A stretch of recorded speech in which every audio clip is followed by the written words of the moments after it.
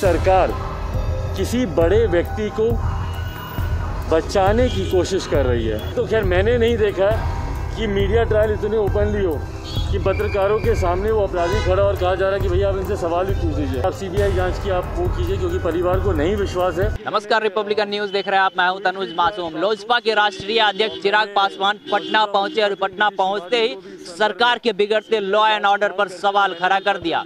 रुपेश सिंह से जुड़ा हुआ मामला थमने का नाम नहीं ले रहा है। रुपेश सिंह की पत्नी को सिक्योरिटी भी प्रोवाइड कर दी गई है, लेकिन पुलिस ने प्रेस कॉन्फ्रेंस कर 1 घंटे का लगभग प्रेस कॉन्फ्रेंस पटना के एसएसपी उपेंद्र शर्मा ने किया था, लेकिन जो भी कहानी जो भी तथ्य उन्होंने पब्लिक के सामने मीडिया के सामने रखे उसे हजम कर पाना लोगों के बस में नहीं रह रहा है।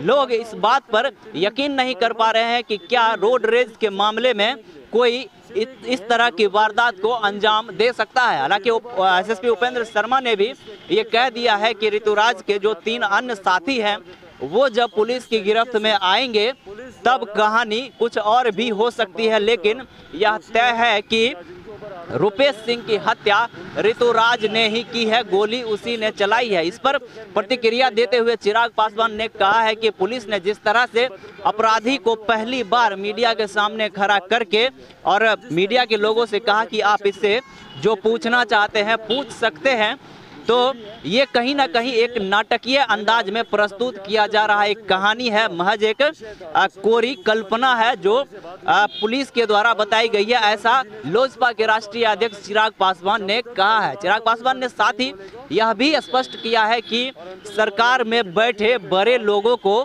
बचाने की कोशिश इस कहानी के द्वारा की जा रही है। सुनते हैं क्या कुछ कह रहे हैं लोजपा के राष्ट्रीय अध्यक्ष चिराग पासवान। मैंने ट्वीट भी किया इस बात को और मैंने मौजूदा मुख्यमंत्री नीतीश कुमार जी को भी इस संदर्भ में सीबीआई जांच की मांग करते हुए मैंने भी पत्र लिखा है, क्योंकि उनके परिवार के सदस्यों से मेरी बातचीत हुई और उन्होंने इस बात की आशंका जाहिर की है कि सरकार किसी बड़े व्यक्ति को बचाने की कोशिश कर रही है और यही कारण है कि पूरे विषय को डिरेल करने का प्रयास किया जा रहा है। देखिए, अगर आप कॉमन सेंस भी यूज़ करें, मेरे जैसे व्यक्ति को भी ये बात हजम नहीं हो रही कि रोड रेज का एक मामला हो सकता है इतनी मर्मम, इतनी निर्दयी तरीके से हत्या करने के लिए। सिर्फ एक महज रोड रेज के लिए कोई व्यक्ति को दिनों बाद याद आता है कि इस व्यक्ति के साथ मेरा रोड रेज का इशू हुआ था और जाता है और वहाँ पर जाके गोली मार देता है। और जिस तरीके से पुलिस द्वारा जो संभावित दोषी हैं या जिनके ऊपर आरोप लगे हैं ऋतुराज, उनको जिस तरीके से आप सबके सामने प्रस्तुत किया गया, अभी तक तो खैर मैंने नहीं देखा है कि मीडिया ट्रायल इतने ओपनली हो कि पत्रकारों के सामने वो अपराधी खड़ा और कहा जा रहा है कि भैया आप इनसे सवाल भी पूछ लीजिए। तो जिस तरीके से पूरा घटना चक्र ये तैयार हुआ है, कहीं ना कहीं संदेह मुझे भी है और इसीलिए मैंने आग्रह किया था। मुझे याद है जब सुशांत सिंह राजपूत जी का विषय था तो उस वक्त मेरी मुख्यमंत्री नीतीश कुमार जी से बात हुई थी और उस वक्त मुख्यमंत्री जी ने इस बात को स्पष्ट तौर से कहा था कि जब तक परिवार का कोई सदस्य नहीं बोलेगा हम नहीं करेंगे। और अंतोगत्वा जब उनके पिताजी ने फिर मांग की तो उसके बाद इन्होंने सीबीआई जांच की सिफारिश की।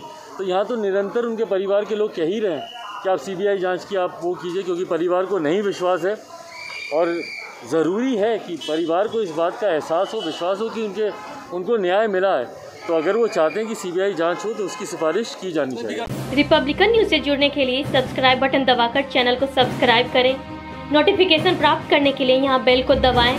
वीडियो अच्छा लगे तो लाइक करें और दोस्तों के साथ शेयर करना ना भूलें।